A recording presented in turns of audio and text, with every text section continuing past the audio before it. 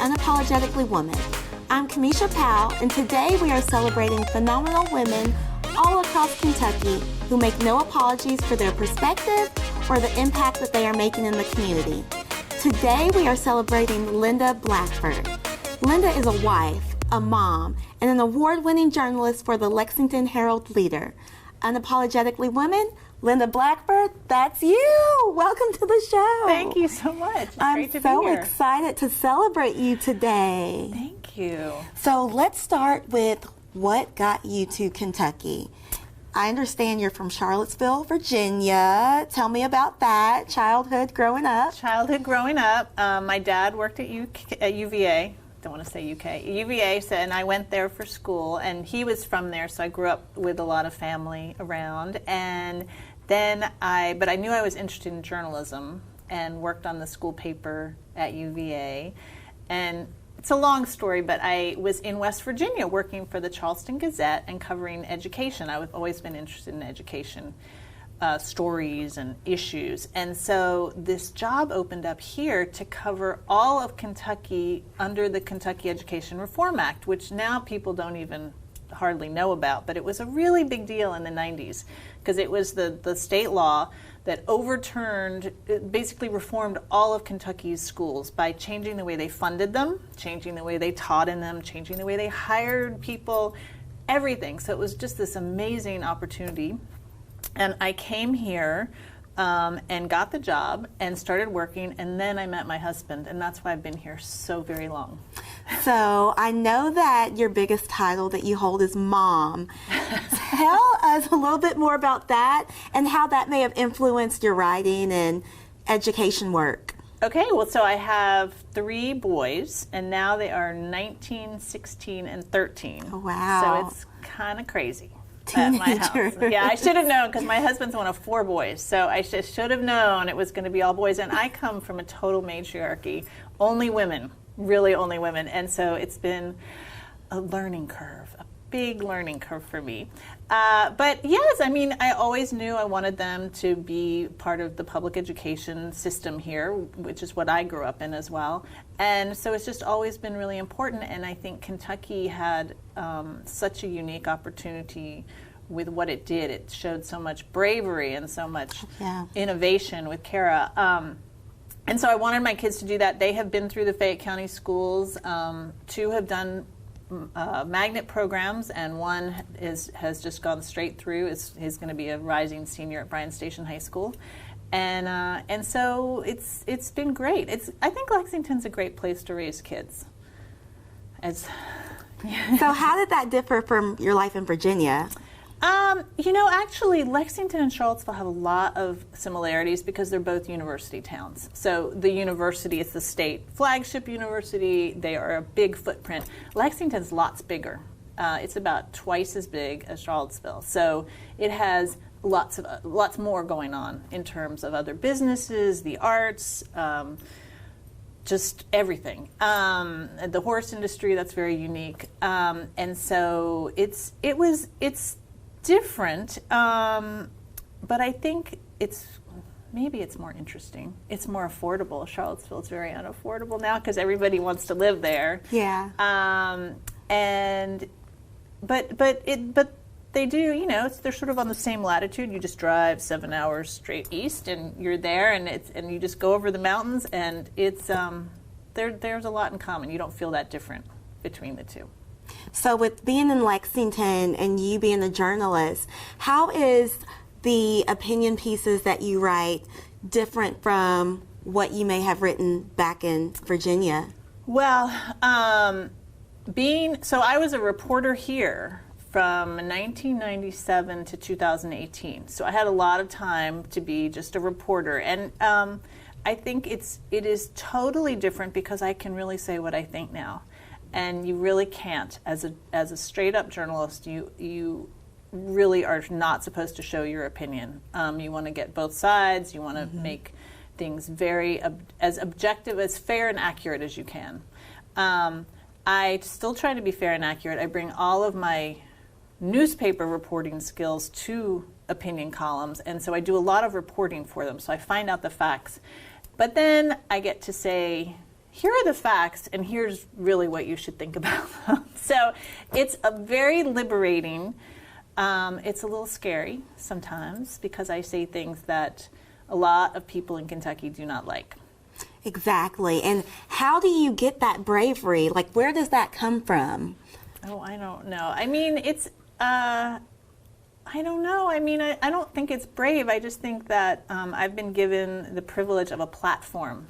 And so I sort of just have to do what I think is right. And basically, I mean, if you put yourself out there, if you're throwing stones, you better be ready for stones to be thrown back. And you just that's just part of the job. You just have to accept it. And it's funny because, you know, we live in a pretty progressive community, really, compared to the rest of Kentucky. So I feel like I have this little blue bubble over me of protection in Lexington.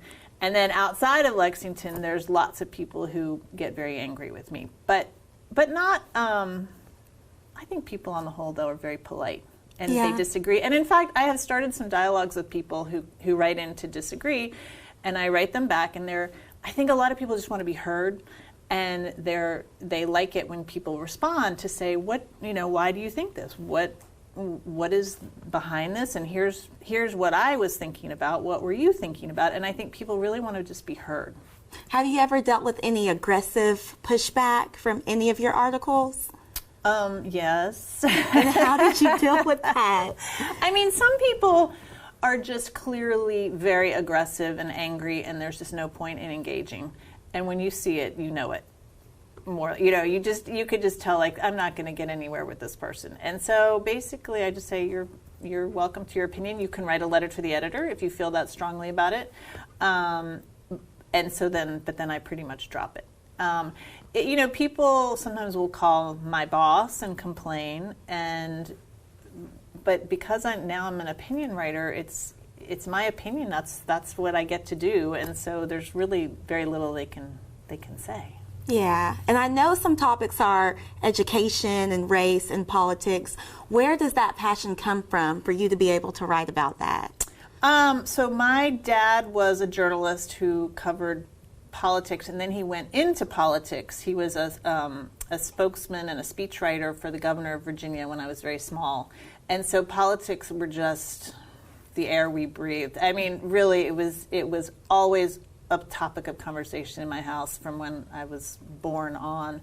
And he had also, both my parents had lived in Georgia in the 60s, and my dad worked for a civil rights organization there. And so race and justice were also very important topics growing up. And I think that just sort of got to me through osmosis. And I read that front page, back page coverage. That was the series about just the race relations and the Herald-Leader not wanting to be involved in the civil rights movement. So could you tell us a little bit more about that? Yeah, so that was what a privilege that I got to do that. So we had an editor many years ago named John Carroll, and he was at a journalism conference, and he said, you know, newspapers have to correct the record sometimes. They have to say, well, we spelled someone's name wrong. Or there are corrections like, oh, we didn't cover the civil rights movement. And one of my editors heard him say that, and he was like, really, the Herald-Leader never covered the civil rights movement? And he's like, well, Linda, check it out. Talk to people, see if that's true. And I started talking to people, and lo and behold, everyone in the black community knew this absolutely was true, that the Herald-Leader had purposely not covered the civil rights movement because they basically thought it was bad for business. They thought it would be if they gave it oxygen, it would somehow reflect poorly on Lexington. Yeah. And luckily for me, at the same time that I started asking questions, there was a UK professor named Gerald Smith, who's also a pastor in Lexington, who's an amazing academic, and he had done all this research, and it turned out one of the first sit-ins in Lexington was before North Carolina. So it was not just that there was some protests here and there. It was that Lexington had this very vibrant movement of protest and civil disobedience and peaceful protest, and no one knew about it because the two papers of record had not done anything about them. So it was a fantastically interesting story for me to work on. And then it led to a bunch of other stories about all the stories that had been missed along the way, people who had won awards and not been able to get them because of the color of their skin, the integration of RUP, ARENA, the integration of Keeneland, which was very late in the day. And so it was one of the greatest stories. I mean, just so interesting at every turn and trying to do the right thing.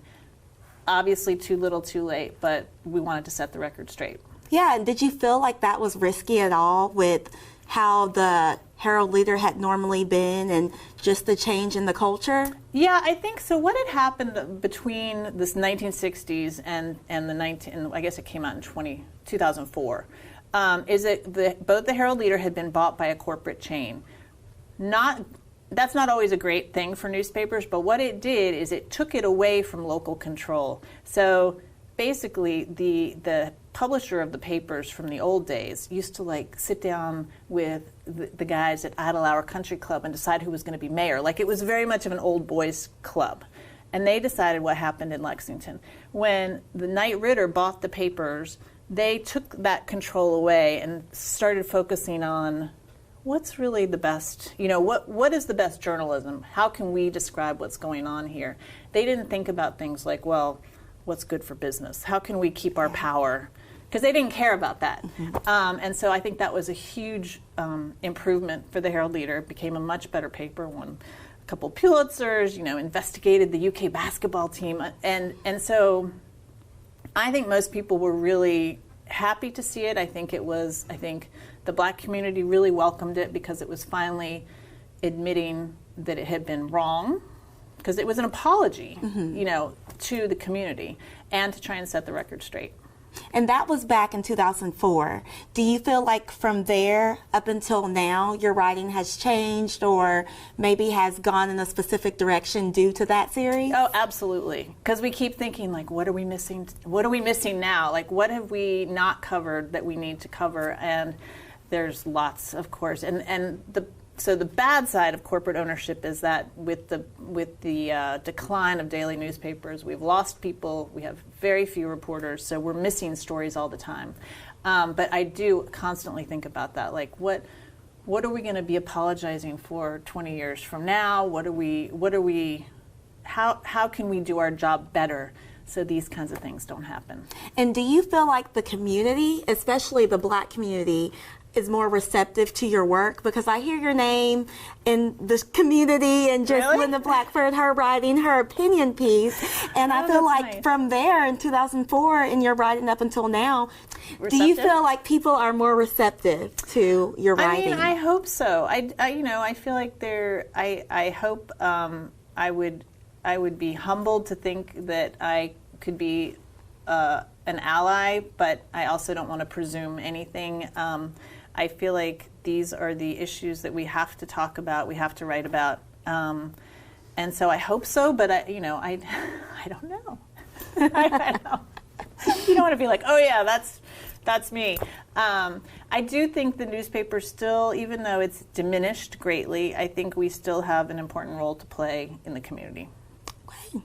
Yeah, that's very true. I completely agree. Good. So you have been able to make some changes in policy. I know a couple of those things include the state courthouse's construction program, as well as a program to track domestic violence. Could you talk to us a little bit more about that? Sure.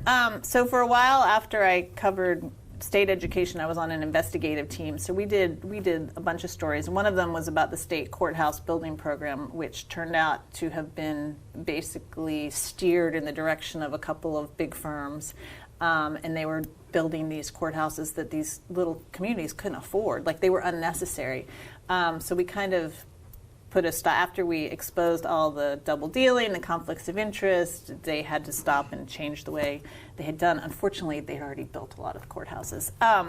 Domestic violence, so that is a topic, obviously, that I'm very, very interested in. And starting about 10 years ago, I noticed whenever I would say, well, how many women have been killed in domestic violence instances? No one could tell you. And it turned out no one was collecting the data. So I wrote about that back in the day. And then about 5 years ago, I went, oh yeah, that's never changed. Like, you kind of forget about things and you're like, oh yeah, nothing's ever been done. So I wrote it about it again, and then last year I wrote another column, and I would link to each of my previous columns. And now I can say I've been writing about this for 10 years and nothing's happened. So finally, last year, there's a Republican state senator named Whitney Westerfield from Western Kentucky, and I had said it to him once, and he didn't really take it in. But this year, he was like, "What? Are you serious? We don't even know how many instances, we don't know any statistics about domestic violence?" And he was horrified. And so he wrote a bill, a legislation to actually require all the AOC, the Administrative Office of the Courts, the Kentucky State Police, all the local sheriffs and courtrooms and all across the state to actually put that information together. So the program starts, and it passed, barely. I have to give him full credit. He totally pushed it through. He is chairman of the Judiciary Committee, so that helped. And he was very kind and said, "Linda Blackford brought this to me, and we're going to make this happen," which was really, really kind. And it will start in July, and then we'll get the first statistics in a year. So that's still a long time to wait, but it's better than nothing. And as he said, you can't make policy unless you know what's really going on. It's right. Insane. Yeah, and that's a big step toward progression. It is, and it's a huge problem in Kentucky. And it ties very deeply into all these issues with gun violence and mass shootings. Like 2/3 of mass shootings are connected to domestic violence. So when someone goes into a factory to find his ex-wife and kills a bunch of other people, that's actually a domestic violence crime. And it has such a terrible effect on children. Now that we're starting to understand the effects of trauma and the sort of cyclical, the generational effects of trauma, I mean, it's just a huge societal problem. And it's amazing that we're able to develop programs like this just from writing pieces. And so it doesn't happen like that very often. But that was very gratifying, for sure. But yes, you are an award-winning journalist, and you've had all of these achievements. And how do you get, relaxation at times? Because I know this must be tense. I did hear you were a gardener. I am a gardener, and right now I spend a lot of time in the garden, and it's true, that is really my downtime. I weed. When you're weeding, it's like the Zen thing that you're just out there, thinking about things. And things are easier now that my kids are older. I was really lucky with the Herald-Leader. They've been a great employer all these years. And for many, many years, probably the first 12 years of my kids' lives, I worked 4 days a week. So I had Fridays off. And that just made a huge difference for sort of the work-life balance. Mm-hmm. And now that they're older, it's much easier. And so, yes, I do garden, and I like to cook, and I watch a lot of soccer games because one of my kids is into soccer, and we hike a lot. So because Kentucky is really beautiful and has lots of nice places to hike. Well, what would you tell young women, young girls all around that look up to you in the community and read your pieces and just want to build up that bravery to write articles such as yours? What would be the last word that you would give them? I would say do it, because sometimes you can make a difference. Not all the time. There's a lot of bad days, a lot of frustration, but to be of service, I think, is the thing that makes human beings the happiest.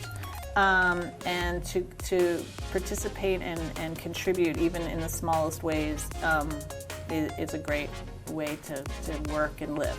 Thank you. We really appreciate having you. I appreciate it. You heard it. Do it because you can make a difference.